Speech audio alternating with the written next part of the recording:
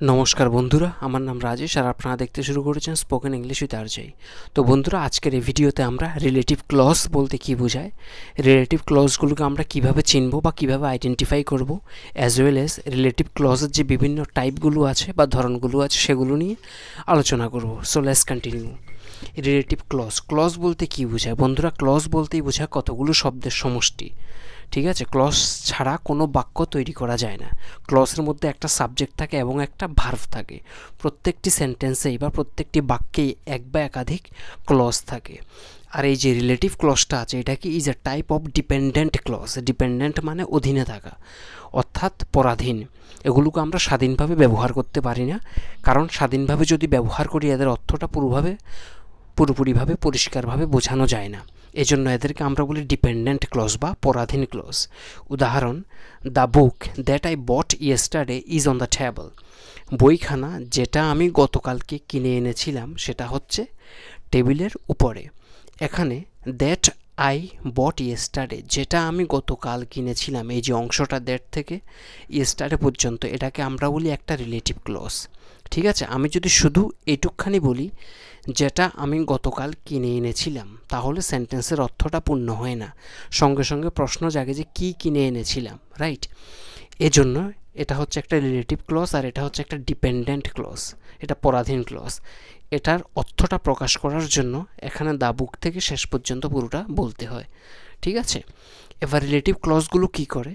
আর relative clause provides additional information, অর্থাৎ অধিক তথ্য দিয়ে থাকে about a noun in a sentence.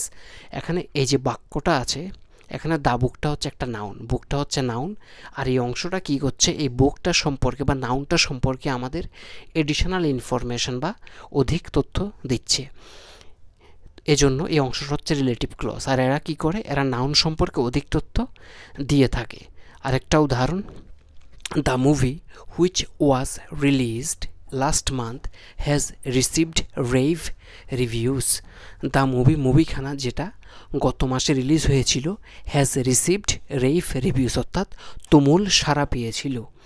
এখানে দ্য মুভিটা হচ্ছে নাউন এগেইন, আর এই যে অংশটা আছে which was released last month, এই অংশটা হচ্ছে এখানে একটা রিলেটিভ ক্লজ, কারণ এটা নাউন সম্পর্কে ইনফরমেশান দিচ্ছে। ঠিক আছে, হ্যাজ রিসিভড রেভ রিভিউস, অর্থাৎ তুমুল সাড়া ফেলেছিল।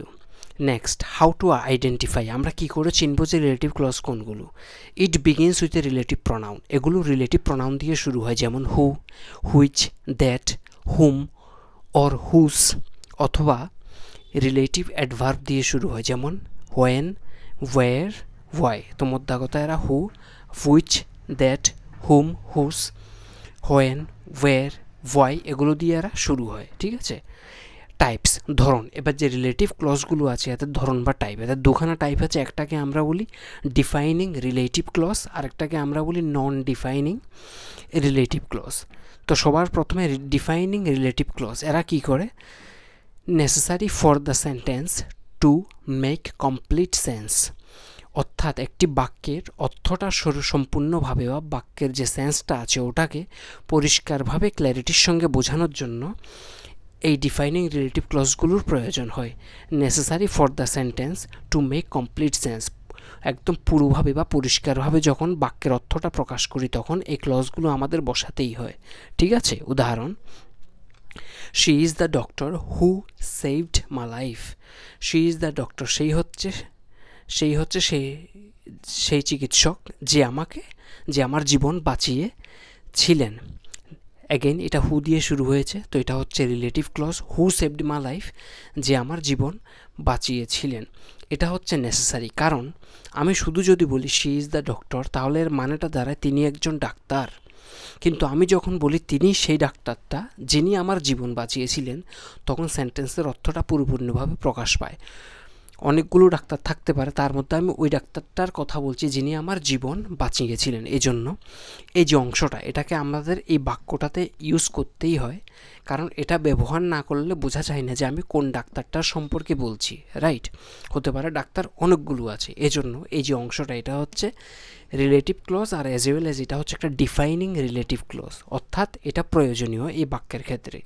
আরেকটা উদাহরণ, the house where I grew up, বাড়িখানা যেখানে আমি বড় হয়েছিলাম, is now a historical landmark, এখন সেটা হচ্ছে একটা ঐতিহাসিক চিহ্ন। বাড়িটা এখন একটা ঐতিহাসিক স্মৃতিচিহ্নে পরিণত হয়েছে। কোন বাড়িটা? যেখানে আমি বড় হয়েছিলাম। এখানে যে অংশটা where I grew up, same again where দিয়ে শুরু হয়েছে, তো এটা হচ্ছে এখানে রিলেটিভ ক্লজ। আর এটা সেই বাড়িটার সম্পর্কে বলছে যে বাড়িটাতে আমি বড় হয়েছিলাম। হতে পারে বাড়ি অনেকগুলো আছে, কিন্তু আমি সেইটার কথাই বলছি যেটাতে আমি বড় হয়েছিলাম। এজন্য এই অংশটা এই সেন্টেন্সের অর্থটা প্রকাশ করার জন্য প্রয়োজনীয় বা নেসেসারি। এজন্য এই অংশটাকে আমরা বলি ডিফাইনিং রিলেটিভ ক্লজ, কারণ এই অংশটা না দিলে আমরা বুঝতে পারি না যে এক্স্যাক্টলি কোন বাড়িটার কথা আমি বলছি, রাইট? এজন্য এগুলোকে আমরা বলি defining relative clause. Next, non defining relative clause, অর্থাৎ ডিফাইনিংয়ের যে অপোজিটটা বা বিপরীতটা সেটাই হচ্ছে non defining relative clause. Provides additional info, এগুলো কি করে? অধিক ইনফরমেশান দিয়ে থাকে কি সম্পর্কে? অ্যাবাউট এ নাউন, নাউন সম্পর্কে, বাট নট এসেনশিয়াল, কিন্তু প্রয়োজনীয় নয়, for understanding the main message. অর্থাৎ কোনো একটা বাক্যে আমরা যেটা প্রকাশ করতে চাইছি বা যে মেসেজটা দিতে চাইছি সেটা দেওয়ার জন্য এই যে নন ডিফাইনিং রিলেটিভ ক্লজ, এগুলো যদি আমরা স্ট্রাইক আউট করে দিই বা বাদ দিয়েও দিই, তবুও সেন্টেন্সের অর্থে বিশেষ কোনো ফারাক আসে না। ডিফাইনিং রিলেটিভ ক্লজগুলো ব্যবহার করতেই হয়, নইলে সেন্টেন্সের অর্থ প্রকাশনে, এই জন্য এগুলোকে আমরা বলি নেসেসারি। আর নন ডিফাইনিংগুলো যেহেতু এগুলো ইউজ না করলেও চলে, এই জন্য এগুলোকে বলা হয় যে নট এসেনশিয়াল, এগুলো একটা প্রয়োজনীয় নয়। এগুলো স্ট্রাইক আউট করলেও আমরা যেটা বলতে চাইছি ওই সেন্সটা বোঝা যায়। Let's have some examples. The Statue of Liberty which is located in the USA is a famous monument. The Statue of Liberty, যেটা USA-তে অবস্থিত, হচ্ছে একটা কি বিখ্যাত স্মৃতিস্তম্ভ। ওটা একটা বিখ্যাত স্মৃতিস্তম্ভ যেটা আমেরিকাতে অবস্থিত। এখানে উইচ থেকে USA পর্যন্ত এই যে অংশটা, এটা হচ্ছে একটা রিলেটিভ ক্লজ, আর এটা হচ্ছে নন ডিফাইনিং রিলেটিভ ক্লজ। আমরা সবাই জানি যে স্ট্যাচু অফ লিবার্টি আমেরিকাতেই অবস্থিত। এখন এই যে অংশটা আছে, এটা যদি বাদ দিয়েও দিই তাহলে সেন্টেন্সটা দাঁড়াবে the Statue of Liberty is a famous monument. শুধু এই অংশটা আর এই অংশটা বললে সেন্টেন্সের অর্থটা বোঝা যায়, রাইট?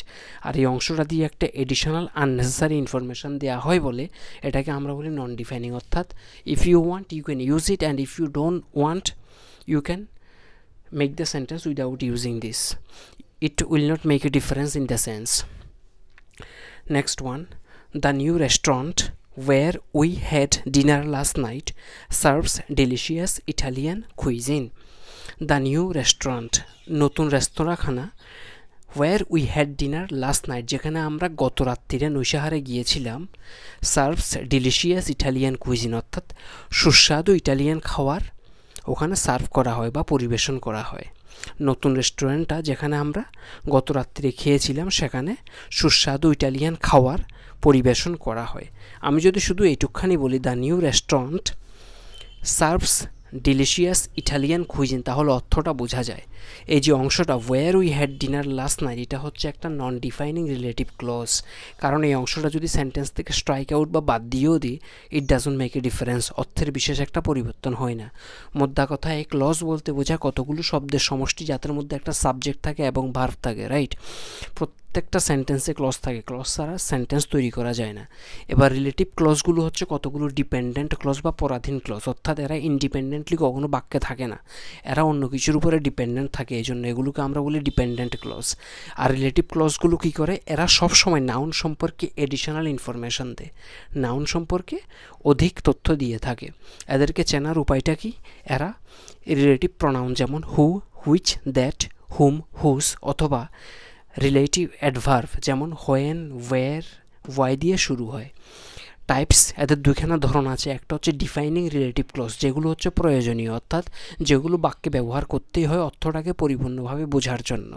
আর তার অপোজিট উল্টোটা হচ্ছে নন ডিফাইনিং রিলেটিভ ক্লজ, অর্থাৎ এই যে রিলেটিভ ক্লজগুলো আছে এগুলো যদি আমরা ইউজ নাও করি, if you don't use it also it will not make a difference in the meaning, অর্থে বিশেষ কোনো পরিবর্তন হয় না। ঠিক আছে, দ্যাটস অল। আজকের এই ভিডিওটা এখানেই র্যাপ আপ করছি। I hope you have like the video. যদি চ্যানেল নতুন হয়ে থাকেন প্লিজ সাবস্ক্রাইব আর বেল আইকনে ক্লিক করতে একদম ভুলবেন না, তাহলে আমি যখন নতুন ভিডিও দেবো আপনারা আপডেট পেয়ে যাবেন। ভিডিওটি যদি ভালো লাগে please give me a Thums up, কিছু জানা থাকলে কমেন্ট বক্সে জানিয়ে দেবেন। I see you and I love you. Have a good day. Bye bye.